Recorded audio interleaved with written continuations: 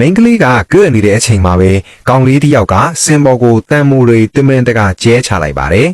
သူ့ရဲ့ရည်ရွယ်ချက်ကအဲ့ဒီမိန်းကလေးကိုရှုံးစေပြီးသူ့ညီမကိုပြိုင်ပွဲမှာအနိုင်ရစေချင်လို့ပါ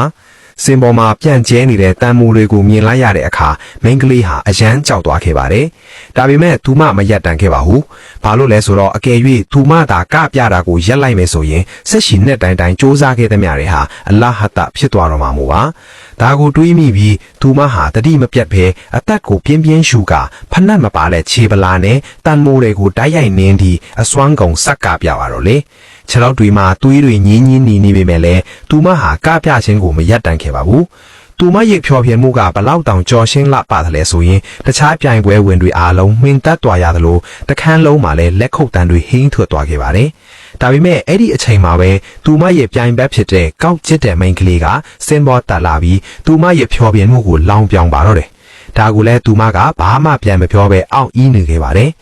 လူကြီးမင်းတို့အနေနဲ့အခုလိုမျိုး recap အတိုလေးတွေအပြင် anime recap တွေပါကြည့်ကျင်တယ်ဆိုရင်တော့ကျွန်တော်ရဲ့ YouTube channel ဖြစ်တဲ့ AI World Recap Channel ကို subscribe လေးလုပ်ထားကြပါဗျာ subscribe လေးလုပ်ပေးခြင်းအပြင်ကျွန်တော်ကိုတစ်ဖက်လန်ကအကူအညီရလေးရောက်ပါတယ်ဗျာအားလုံးကိုကျေးဇူးတင်ပါတယ်